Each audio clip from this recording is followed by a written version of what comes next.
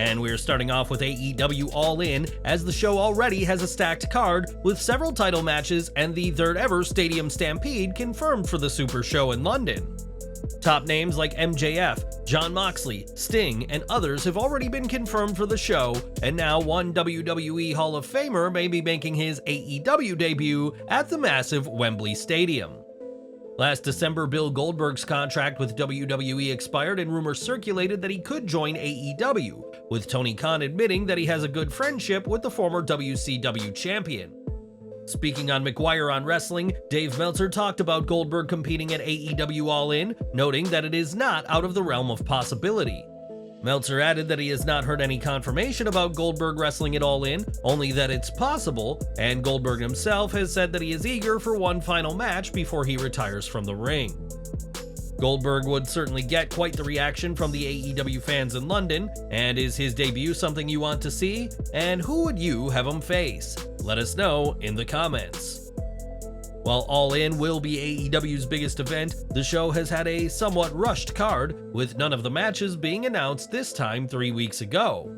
The show will also come just 7 days before AEW hosts its All Out show, which will have its own rushed card, and this situation has left talent far from happy. AEW sources who spoke to SC Scoop said that Tony Khan is straining under the weight of a massive Wembley show, while one wrestler said that talent are upset about a lack of communication. The source said that All In is equivalent to the first WrestleMania, a historic show everyone wants to be on, so for AEW to be in no urgency to confirm matches has left everyone on edge. The anonymous employee noted that the injured Bryan Danielson would have likely been near the top of the show had he not suffered a fractured forearm injury at Forbidden Door. AEW All-In 2023 will be a historic night, there's no doubt about that, but what have you made to the production of the show, and do talent have a right to be upset with how things have come together?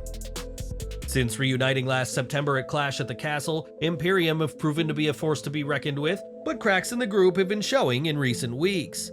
After a string of losses by Giovanni Vinci, Gunther has said that his future with the group is to be determined, and the Intercontinental Champion has also had some issues with Ludwig Kaiser as well. With that said, the trio were on the same page during this week's Raw, leading to some speculating as to what's going on with the group. When BWE was asked about an update on Imperium, they confirmed that there are no plans to split the faction up, despite what has been teased on TV in the past. It appears that while WWE did for a time consider splitting the group, those plans were nixed, with Gunther being seen as a stronger character with Imperium than on his own. Gunther is mere weeks away from breaking the record for the longest Intercontinental Championship reign and will defend against Chad Gable next week, and expect a united front from Imperium when the Austrian faces the Olympian. Back to AEW, as right now, Luchasaurus is the reigning TNT Championship, despite Christian Cage walking around with the title on his shoulder.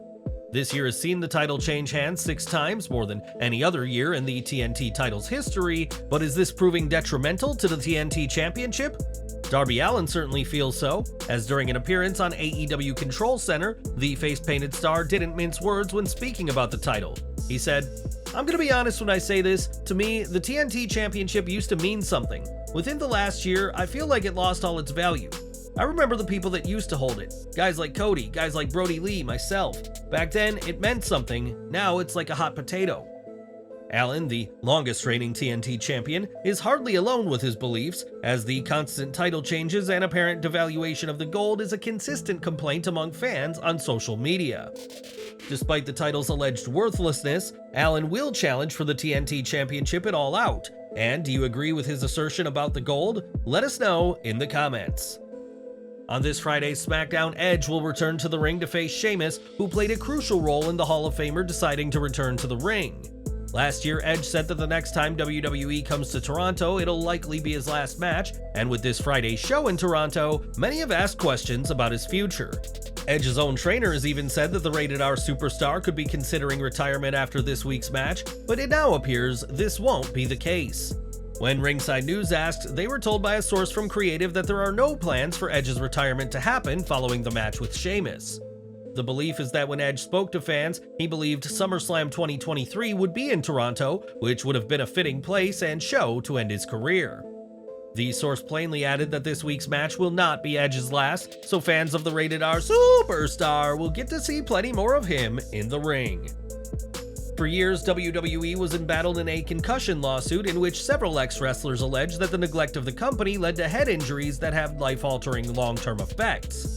In September 2020, that lawsuit was dismissed, with the claimants failing to prove that any effects via concussions specifically happened on WWE's watch as opposed to some other promotion.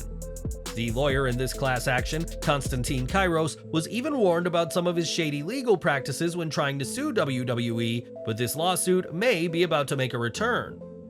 In an interview with Wrestling News, former WWF/AWA star Jim Brunzell of the Killer Bees tag team spoke about the suit and shared his hope that it'll be revived. Brunzell said that he hopes to see WWE cover the long-term costs for ex-talent who are later diagnosed with Alzheimer's or dementia if they have to spend their days in assisted living. WWE has a share of lawsuits at the moment, including their ongoing issues with MLW. And will this suit from the past come back to haunt the promotion? Only time will tell. For the past year, Thunder Rosa has been out of action with a severe back injury, and at times, there were fears that her in-ring career could be over. Thankfully, that isn't the case, as Rosa's return to action is expected to be sooner rather than later, and the former AEW Women's World Champion will have a role to play at Allin. Taking to Twitter, Rosa revealed that while she won't be wrestling in AEW's biggest ever event, she will be part of the show and will be part of the Spanish commentary team for the event. Rosa also teased doing a signing in London ahead of the show, and while she won't be getting to mix it up in the ring, the former champion will at least have a role to play in AEW's biggest event. After being kicked from the bloodline at this year's Royal Rumble, Sami Zayn would challenge Roman Reigns at Elimination Chamber in an emotional showdown in Zayn's native Canada.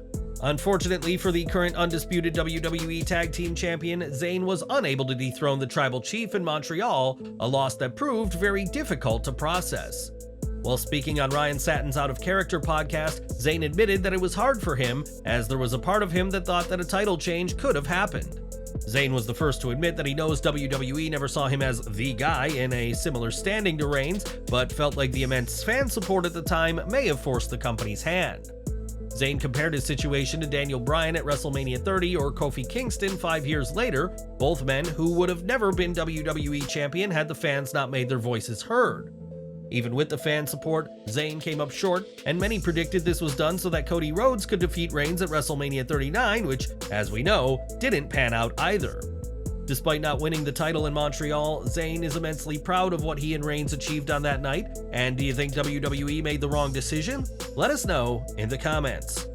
And we're ending today with The Rock, and in the weeks ahead of SummerSlam, it was rumored that he would be returning to WWE as part of some kind of segment with Grayson Waller. That obviously didn't happen, as the biggest party of the summer came and went without the Brahma Bull, but did the ongoing SAG-AFTRA strike play a factor in all of this? Few people know The Rock better than Brian Gewirtz, who, during the Masked Men show, said that it is unlikely we'll see the Great One return during the ongoing strikes.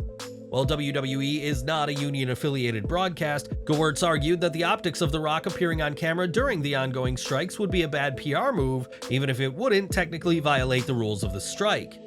While The Rock may not appear during the ongoing strike, Gewirtz added that the idea of the Great One never appearing for WWE again seems impossible, and that he'll be back on WWE TV one day.